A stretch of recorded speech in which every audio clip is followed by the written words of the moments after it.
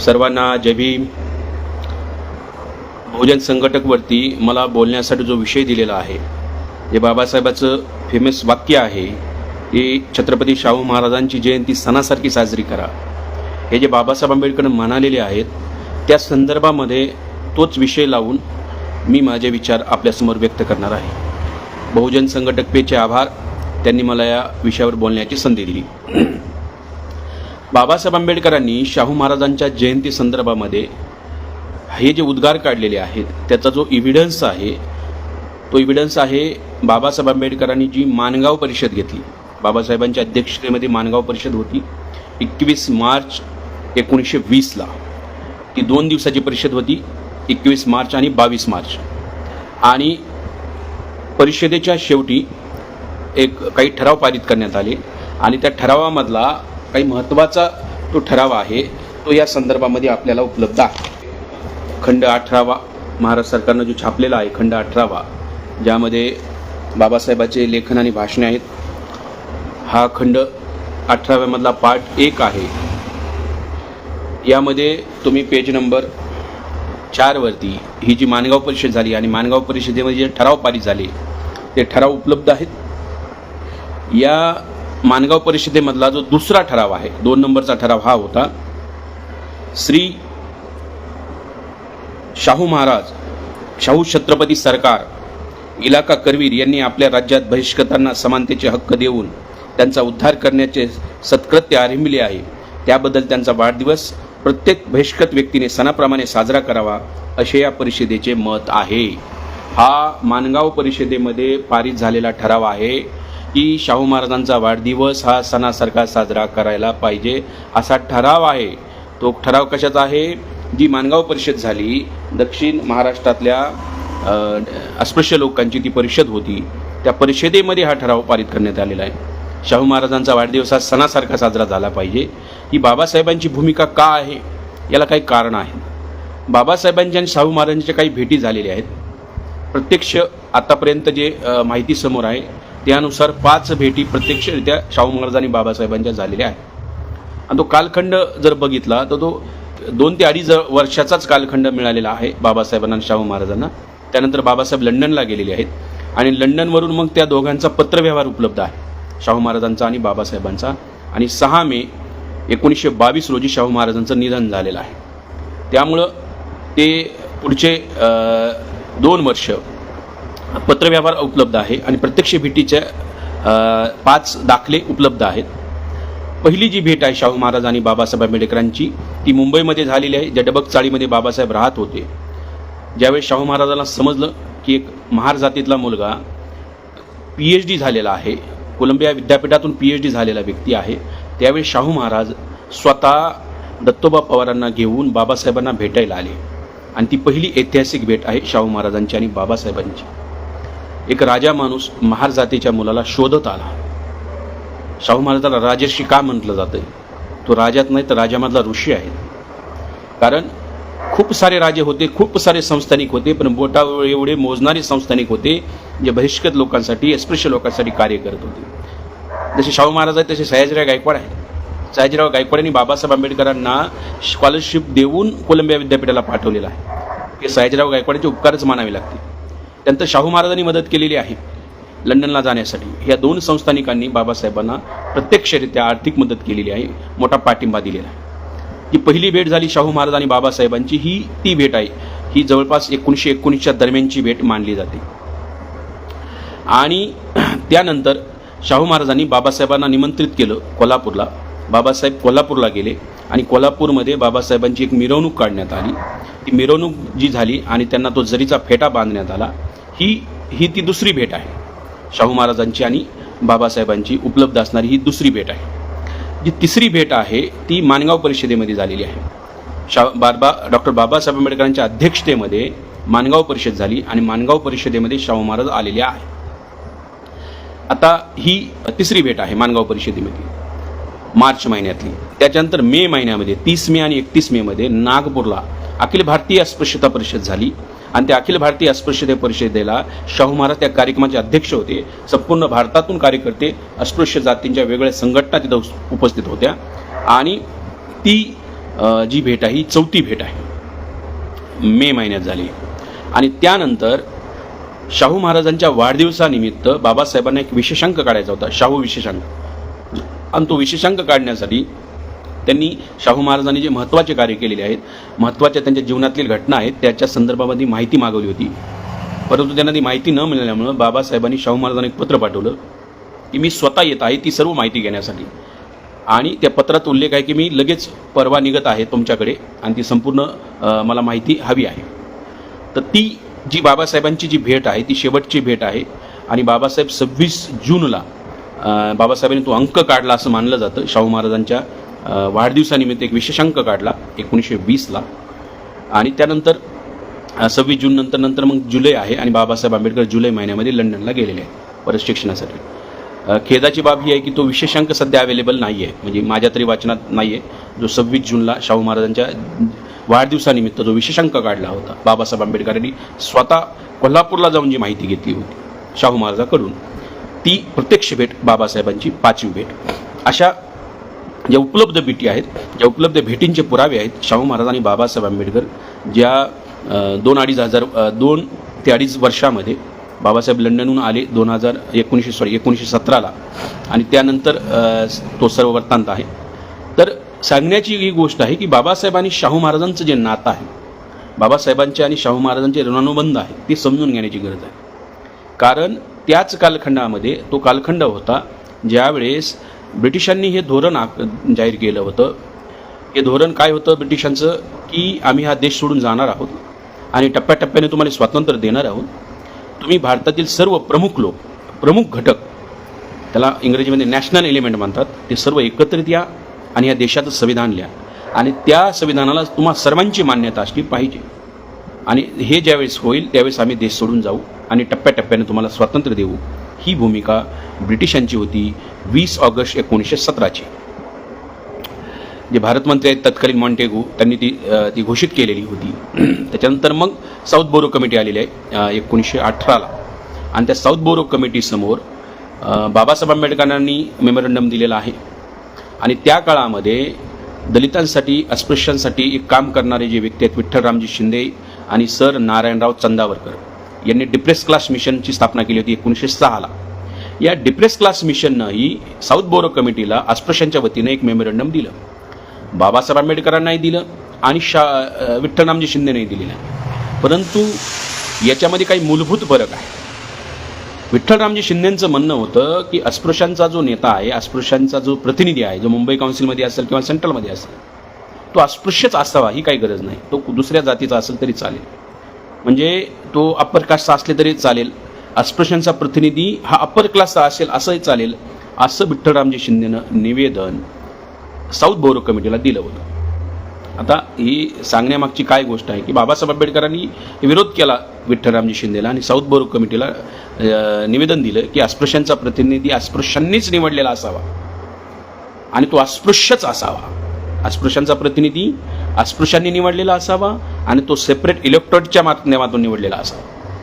आणि या सगळ्या बाबासाहेबांच्या म्हणण्याला शाहू महाराजांचा पाठिंबा होता, शाहू महाराजांचं समर्थन होतं आणि शाहू महाराजांचा या गोष्टीला मोठ्या प्रमाणावर पाठिंबा होता.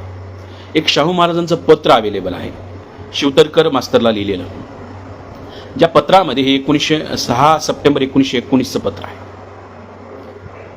शाहू महाराज म्हणतात शिवतरकर मास्तरला, मेंढ्यांचा नेता जर मेंढीचा असेल तर त्यांचं कल्याण आहे, परंतु मेंढ्याचा नेता धनगर असतो. गाई म्हशीचा नेता गाई म्हशी असल्या पाहिजेत, पण गाई म्हशीचा नेता गवळी असतो. गवळी काय करतो, त्या गाई म्हशीच्या लेकराचं दूध काढतो, त्या गाई म्हशीचं दूध काढतो, ते त्याच्या बछड्यासाठी असतं आणि तो विकतो आणि आनंदात राहतो, चैनीत राहतो. आणि ज्यावेळेस गाय आणि म्हैस दूध देण्याचं बंद होते, भाकड होते, त्यावेळेस तिला काय करतात, ते खाटकाला विकून टाकतात. धनगर काय करतो, मेंढरं सांभाळतो आणि मेंढरं नंतर काय करतो, मेंढरं खाटकाला नंतर तो विकून टाकतो, त्याची लोकर विकतो. शाहू महाराज म्हणतात की असं जर ज्यावेळेस होतं त्यावेळेस काय होतं, दुसऱ्या जातीचा नेता असेल, दुसऱ्या समुदायाचा नेता असेल तर तो काय करतो, तो खाटकाच्या दावणीला बांधतो. त्यामुळे माझं हे मत आहे, शाहू महाराज म्हणतात की अस्पृश्यांचा नेता हा अस्पृश्यच असला पाहिजे आणि अस्पृश्यांचा आवाज त्या अस्पृश्यांनीच बोलले गेले पाहिजेत. माझ्यासारखा राजा जरी असेल तरी मी फक्त तुम्हाला सल्लागार म्हणून ठेवलं पाहिजे. आमच्यासारख्या लोकांना आमचा सल्ला घेतला पाहिजे, आमचे पैसे घेतले पाहिजे, आमची आर्थिक मदत घेतली पाहिजे, पण निर्णय मात्र तुमच्या भविष्याचा निर्णय तुम्हीच घेतला पाहिजे. अशा अर्थाचं पत्र शाहू महाराजांनी शिवतरकरला 1919ला लिहिलेलं आहे.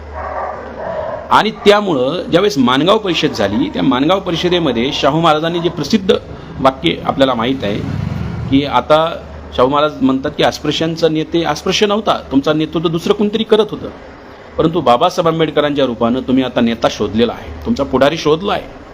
आणि माझी मनोदेवता म्हणते की बाबासाहेब आंबेडकर फक्त अस्पृश्यांचेच नव्हे तर पूर्ण देशाचे पुढारी बनतील, पूर्ण देशाचे पुढारी बनतील अशी माझी मनोदेवता म्हणते.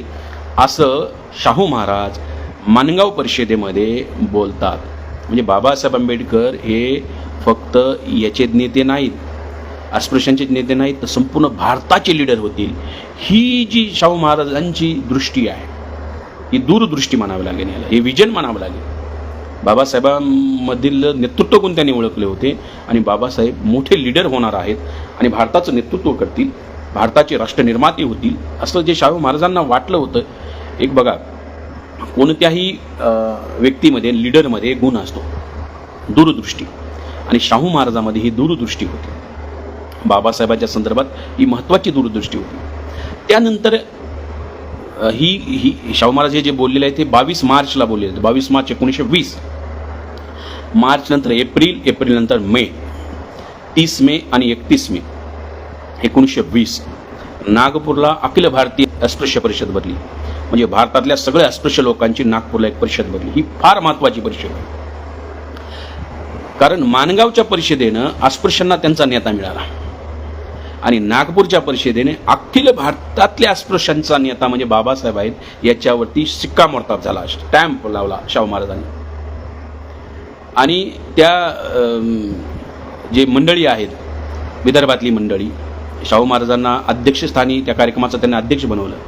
परंतु शाहू महाराजांची मुलगी जी आहे ती आजारी होती, त्यामुळे शाहू महाराज म्हणले की माझी मुलगी आजारी आहे, मी येऊ शकत नाही. हे जेव्हा बाबासाहेब आंबेडकरांना कळालं, बाबासाहेबांनी एक पत्र पाठवलं, जे पत्र अवेलेबल आहे.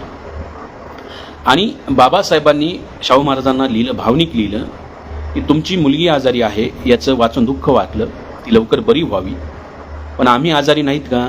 आम्ही अस्पृश्य लोक तर हजारो वर्षापासून आजारी आहेत आणि आमचा कोणी वाली नाही, तुमच्याशिवाय आमचा कोणी वाली नाही. जर तुम्ही त्या परिषदेला आला नाही तर अनर्थ ओढवेल, अनर्थ होईल आणि खूप मोठं नुकसान होईल. तुमचा टेकू आम्हाला आवश्यक आहे, तुमच्या टेकूची आम्हाला गरज आहे, त्यामुळं तुम्ही त्या परिषदेला आलंच पाहिजे असा आग्रह बाबासाहेब धरतात. आणि पुढे म्हणतात आम्ही नाराज होऊ, तुम्ही जर आला नाही तर मग आम्ही तुमच्यावर नाराज होऊ, मी तुमच्यावर नाराज होईल. मी आबोला नाही धरू शकत, मात्र नाराजी मात्र धरेल. माझी नाराजी त्यांनी तिथं व्यक्त केली आणि विनंती केली की शाहू महाराजांना की तुम्ही त्या परिषदेला यावं. मित्रांनो, ती परिषद एवढी महत्त्वाची परिषद होती कारण त्या परिषदेचे आयोजक गणेश अक्का गवई होते. हे गणेश अक्का गवई कोण? ज्या गवईंना बाबासाहेबांच्या विरोधामध्ये वापरलं गेलं, हे GA गवई म्हणतात त्यांना, गणेश अक्का गवई. हे आयुष्यभर बाबासाहेबांच्या विरोधात उभे राहिले. त्या परिषदेच्या आयोजनापैकी ते एक होते आणि ते विठ्ठलरामजी शिंदेचे कार्यकर्ते होते, डिप्रेस क्लास मिशनसोबत जोडलेले होते. आणि त्या परिषदेमध्ये विठ्ठलरामजी शिंदेच्या विरोधामध्ये ठराव पारित होणार आहे ही कुणकुण लागली होती शिंदेंना सुद्धा. त्यामुळे शिंदेंनं एक पत्र पाठवलं गणेश अक्का गवईला की तुम्ही काय करा, तुमच्या विदर्भातले आम्ही 50 पोरं हॉस्टेलला घेऊ, माझ्या हॉस्टेलला घेईल, त्या बदल्यात तुम्ही आंबेडकर जे ठराव मांडणार आहे डिप्रेस क्लास मिशनच्या विरोधातला आणि माझ्या विरोधातला, तो ठराव तुम्ही हाणून पाडा. गणेश अक्का गवई कशासाठी काम करायला लागले होते? विठ्ठलरामजी शिंदेसाठी. बाबासाहेब आंबेडकर जो ठराव पारित करणार होते त्या ठरावाच्या विरोधामध्ये भूमिका घेणार होते. परंतु काय झालं, ज्यावेळेस ती परिषद सुरू झाली आणि त्या परिषदेची जी वर्किंग कमिटी आहे, त्या वर्किंग कमिटी ज्यावेळेस निर्णय प्रक्रियेमध्ये मिटिंग झाली आणि तिथं बाबासाहेब आंबेडकरांनी जी भूमिका मांडली, विठ्ठलरामजी शिंदेनं जे साऊथ बोरो कमिटीला मेमोरंडम दिलं होतं, त्या मेमोरंडम बाबासाहेबांनी वाचून दाखवलं त्या मिटिंगमध्ये. आणि बाबासाहेब म्हणाले अस्पृश्यांच्या हिताच्या विरोधामध्ये जर कोणी भूमिका घेत असेल, कोणताही व्यक्ती असेल, कोणत्याही जातीचा असेल, कोणतीही ती संस्था असेल, आम्ही त्याच्या विरोधात राहू, आम्ही त्यांच्या विरोधात राहू. ही भूमिका बाबासाहेबांनी घेतली. तुम्हाला ती मान्य आहे का? तर लोक म्हणले येस येस, मला ती मान्य आहे. 3दा विचारलं बाबासाहेबांनी. तुम्ही त्याचा निषेध कराल का? तर लोक म्हणले हो आम्ही निषेध करू. आणि मग ते वाचून दाखविलं विठ्ठलरामजी शिंदेची भूमिका. आणि त्यावेळेस गणेश गवई काहीही करू शकले नाहीत आणि तो ठराव तिथं पारित झाला. त्या अखिल भारतीय अस्पृश्यता परिषदेमध्ये विठ्ठलरामजी शिंदेच्या विरोधातला ठराव पारित झाला. डिप्रेस क्लास मिशनच्या विरोधातला ठराव पारित झाला. ह्या आमच्या संघटना आणि हे व्यक्ती आमचे प्रतिनिधी नाहीत, आमचा आवाज नाहीत, हे आमच्यासाठी काहीही करत नाहीत, उलट त्यांच्या कामामुळं आमचं नुकसान होत आहे. अशा प्रकारचा ठराव नागपूरच्या त्या परिषदेमध्ये बाबासाहेब आंबेडकरांनी पारित केला. ही घटना फार ऐतिहासिक आहे, कारण त्या दिवसापासून बाबासाहेब आंबेडकर राष्ट्रीय स्तरावरचे नेता झालेले आहेत. आणि शाहू महाराजांच्या उपस्थितीमध्ये झाल्यामुळं शाहू महाराजांनी एक प्रकारे बाबासाहेबांना राष्ट्रीय लेवलचं नेतृत्व प्रदान केलं. भारतातून आलेल्या प्रतिनिधीसमोर बाबासाहेबच ती महत्त्वपूर्ण भूमिका मांडलेली आहे.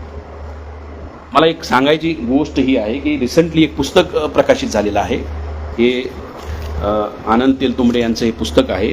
आणि या पुस्तकामध्ये सुद्धा या संदर्भामध्ये या विठ्ठलरामजी शिंदेच्या संदर्भात एक भूमिका मांडली. ही महत्त्वाची आहे म्हणून मी मांडत आहे. त्यांनी म्हणले, while the opposition to Shinde's proposition was arguably justified, the postulate that only Dalits could work for Dalit emancipation was problematic as it would induce an identitarian and sectarian objection among Dalit. Anand तेलतुंबडेंचं जे म्हणणं आहे की त्या परिषदेमध्ये असं ठरलं की दलितच दलितांचा उद्धार करतील आणि त्याच्यामुळं विठ्ठलरामजी शिंदेंचं काम फार चांगलं होतं आणि त्याच्यामुळं हा निर्णय चुकीचा होता, या अर्थानं त्यांनी लिहिलेला आहे. खूप मोठा पॅरा आहे, पेज नंबर 74वरती. या आनंद तेलतुंबडेंना हे समजलं नाही हा मॅटर काय आहे. का नाही समजला? कारण बाबासाहेब आंबेडकरांनी जो ठराव मांडला, साऊथ बोरो कमिटीला जे विठ्ठलरामजी शिंदेने निवेदन दिलं होतं ते निवेदन गलत होतं. अस्पृश्यांच्या प्रतिनिधी अस्पृश्य नसताना अस्पृश्यांच्या प्रतिनिधी मराठा असू शकतो का? अस्पृश्यांच्या प्रतिनिधी ब्राह्मण असू शकतो का? अस्पृश्यांच्या प्रतिनिधी मारवाडी असू शकतो का? असू शकत नाही ना. आणि विठ्ठलरामजी शिंदे ब्रिटिशांना म्हणत आहेत की अस्पृश्यांचा प्रतिनिधी अस्पृश्यांच्या व्यतिरिक्त बहिष्कृत लोकांच्या व्यतिरिक्त असला पाहिजे. ही मुळात भूमिकाच चुकीची आहे. हे आनंद तेलतुंबडे यांना समजलेलं नाही. त्याच्यामुळे त्यांनी काय केलंय, अर्धवट ज्ञान जे असतंय, अर्धवट जी माहिती असते फार डेंजर असती, ती संभ्रम निर्माण करते. त्यांच्या त्या आयकोनोक्लास बायोग्राफीमधून हा सुद्धा संभ्रम निर्माण त्यांनी जाणीवपूर्वक करायचा प्रयत्न केला किंवा अज्ञानातून करायचा प्रयत्न केलेला असेल. सांगायचा मुद्दा आहे की बाबासाहेब आंबेडकरांनी अखिल भारतीय अस्पृश्यता परिषदेमध्ये विठ्ठलरामजी शिंदेच्या विरोधामध्ये जी भूमिका घेतली, ती भूमिका ही आयडिओलॉजिकल भूमिका, ही तात्विक भूमिका आहे, हे समजून घ्या. त्याच बाबासाहेबांनी आणि शाहू महाराजांच्या उपस्थितीत हे सगळं झालेलं आहे. तुम्हाला आश्चर्य वाटेल, ही 1920ची घटना आहे. त्यानंतर 1936ला सगळी ब्राह्मणेतर चळवळ, सर्व ब्राह्मणेतर चळवळ काँग्रेसमध्ये विलीन झाली. आणि ती विलीन कुणी केली तर ती विठ्ठलरामजी शिंदेंनी केली. संपूर्ण चळवळ विलीन केली. जेधेंना काँग्रेसमध्ये कोण घेऊन गेलं? विठ्ठलरामजी शिंदे घेऊन गेले. ज्या शाहू महाराजांनी सयाजीराव गायकवाडांनी बाबासाहेबांना स्कॉलरशिपवर शिक्षणासाठी अमेरिकेत पाठवलं, विठ्ठलरामजी शिंदेला त्यांनीच पाठवलं होतं स्कॉलरशिपवरती, ऑक्सफोर्डला पाठवलं होतं. आणि त्यांनी ऑक्सफोर्डमध्ये जाऊन स्टडी केला होता. Comparative study of different religions हा त्यांचा स्टडीचा विषय होता. वेगवेगळ्या धर्माचा तुलनात्मक अभ्यास. आता वेगवेगळ्या धर्माचा तुलनात्मक अभ्यास केला होता विठ्ठलरामजी शिंदेनी. तेही ऑक्सफोर्डमधून शिकून आले होते. परंतु ते प्रार्थना समाजाचे कार्यकर्ते होते. ते प्रार्थना समाजाचे फुल टायमर होते, पूर्णकालीन प्रचारक होते. संपूर्ण वेळ ते प्रार्थना समाजाचं काम करायचे. प्रार्थना समाज कोणी निर्माण केलं होतं?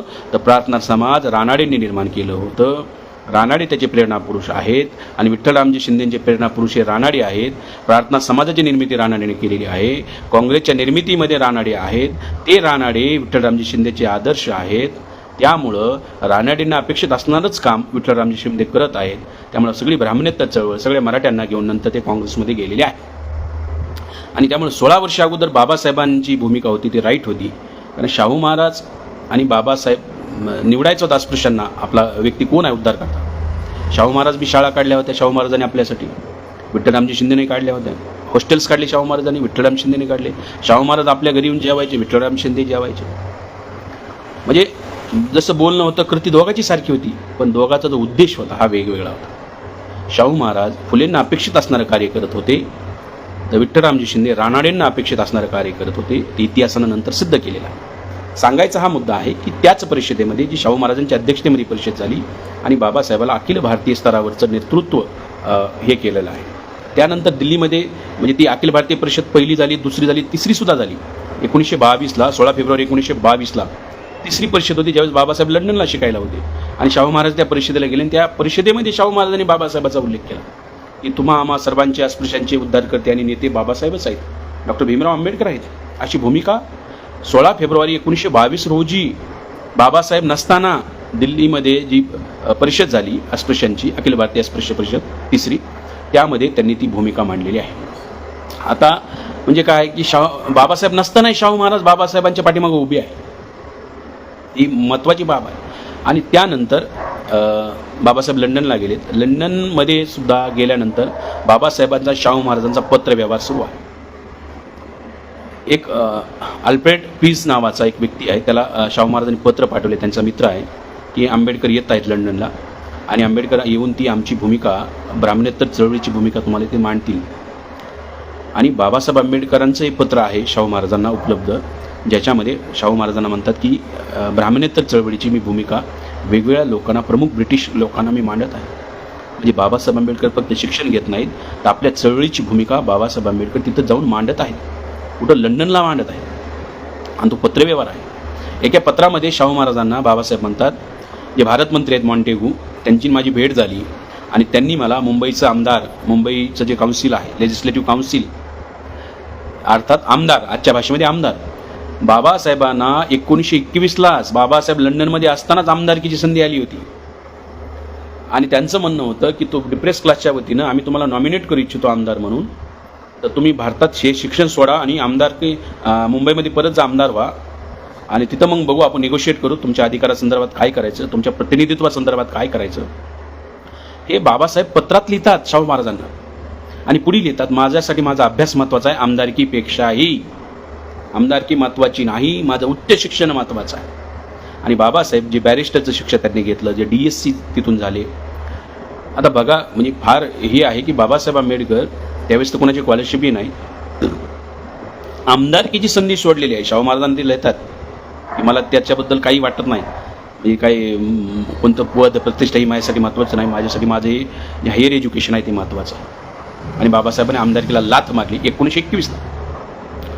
ज्यावेळेस बाबासाहेबांनी जे पैसे घेऊन गेले होते, जो एक्सचेंज रेट आहे त्याच्यामध्ये पुढं मागं व्हायचं, त्याच्यामुळं बाबासाहेबांना जे पैसे अपेक्षित होते ते पैसे कमी पडले. त्यावेळेस त्यांनी पत्र लिहिलं शाहू महाराजांना की महाराज जे हे एक्सचेंज रेटमुळं पैशाची कमतरता भासलीत आहे की मला काही पैसे मिळतील का, मी तुम्हाला ते पे करीन. आणि शाहू महाराजांनी त्यांना काही मदतही केलेली आहे.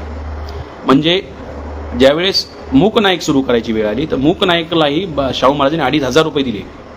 आता 2,500 म्हणजे त्यावेळेस ज्यावेळेस दिले होते त्यावेळेस तोळा जे सोन्याचा भाव आहे 13 रुपये तोळा सोन्याचा भाव होता. म्हणजे 13 रुपयामध्ये 1 तोळा सोनं यायचं आणि त्या कालखंडामध्ये शाहू महाराजांनी 2,500 रुपये दिलेले आहे. तुम्ही कॅल्क्युलेट करू शकता किती मोठी रक्कम आहे ती मूकनायक सुरू करण्यासाठी. ज्यावेळेस ह्याला परिषद झाली नागपूरला अखिल भारतीय परिषद, त्याला 500 रुपये दिले होते शाहू महाराजांनी. त्या काळातले 500 रुपये ही जोक नाही. आणि बाबासाहेबांना वेळोवेळी आर्थिक मदतही केलेली आहे. आता हे सगळं जर बघितलं आणि शाहू महाराजांच्या मृत्यूनंतर बाबासाहेबाला फार एकाकी वाटलं, कारण बाबासाहेब लंडनला होते आणि इकडे 6 मे 1922ला शाहू महाराजांचं निधन झालं. आणि बाबासाहेबाचा एक मित्र म्हणजे बाबासाहेबांना पत्रामध्ये असा उल्लेख आहे की आम्ही तुमचे लेकर आहोत, मी तुमचा लेख आहे, अशा अर्थानं एक पत्र अवेलेबल आहे. बाबासाहेब शाहू महाराजांना म्हणतात की मी तुमचा एक लेखच आहे आणि आमच्या उद्धाराचं काम तुम्ही केलं पाहिजे, मला टेकू दिला पाहिजे, मला मदत केली पाहिजे. आणि शाहू महाराजांचे जे पत्र आहे त्याच्यामध्ये माय डिअर फ्रेंड म्हणजे एकतर शाहू महाराज बाबासाहेबला मित्र मानतात, सखा मानतात, जवळचं मानतात. एका पत्रात उल्लेख आहे लोकमान्य आंबेडकर, म्हणजे बाबासाहेब आंबेडकर ना शाहू महाराज लोकमान्य मानतायत, लोकमान्य टिळक आहेत. लोकमान्य टिळक असताना शाहू महाराज टिळकांना लोकमान्य म्हणत नाहीत, तर बाबासाहेब आंबेडकरांना लोकमान्य म्हणतात. ते पत्र अवेलेबल आहे. हे महाराष्ट्र सरकारनं जे शाहू महाराजांचा गौरवग्रंथ छापलेला आहे, हे मोठा एवढा मोठा आहे 1200 पानाचा, याच्यामध्ये हे सगळं उपलब्ध आहे. राजर्षी शाहू गौरव ग्रंथ जो आहे याच्यामध्ये हे सगळं उपलब्ध आहे, तुम्ही ते बघू शकता कधी. तर ही महत्त्वाची बाब आपण समजून घ्यायला पाहिजे. आणि शाहू महाराजांच्या संदर्भामध्ये शेवटच्या काही 1-2 गोष्टी सांगतो आणि थांबतो. टिळकांनी त्या काळामध्ये महार जाती संदर्भात एक शब्द उच्चारला, तो होता की महार जाती हे क्रिमिनल आहेत. तर बाबासाहेब आंबेडकरांना पत्र लिहितात शाहू महाराज, आणि पत्र लिहून सांगतात की तुम्ही त्या लंडनच्या कोर्टामध्ये एक क्रिमिनल केस दाखल करा टिळकांवरती. आणि टिळक महाराजांना म्हणत आहेत की महार जातीचे लोक हे क्रिमिनल आहेत, ही केस दाखल करा. आणि दुसरं, टिळकांनी जो फंड गोळा केलेला आहे त्याच्यामध्ये घोटाळा केलेला आहे, घोटाळेबाज टिळक आहेत, आणि त्या फंडाची हेराफेरी झालेली आहे. त्याच्यामुळं ह्या 2 बाबीबद्दल लंडनच्या कोर्टामध्ये टिळकांना खेचता येते का, या संदर्भातलं पत्र आहे. त्याचं रिव्हर्ट बाबासाहेबांनी पत्र पाठवलं, आणि पत्र पाठवून त्यांना सांगितलं की मला वाटत नाही की याचा काही, उलट तुम्ही अडचणीत याल, शाहू महाराज तुम्ही अडचणीत याल, आपण अशी काही केस दाखल नाही करायला पाहिजे, असा सल्ला दिला. तर शाहू महाराजांनी बाबासाहेबांना उलट पत्रव्यवहार केला आणि एक सांगितलं की तुम्ही जर अशी केस दाखल केला तर तुम्ही फेमस व्हाल, तुम्ही लंडनमध्ये फेमस व्हाल.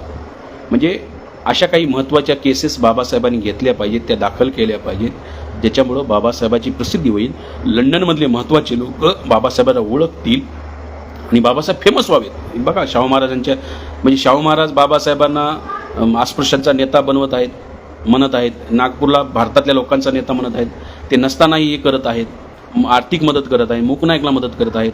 तुम्ही तिथं फेमस होता, टिळकावर ही केस दाखल केली आपण लंडनमध्ये. तर म्हणजे त्या पत्रानुसार तर एक गोष्ट लक्षात येते की टिळकांनी सार्वजनिक पैशाचा अपहार केला होता, तर सार्वजनिक पैशाचा घोटाळा केला होता. ही बाब महत्त्वाची आहे.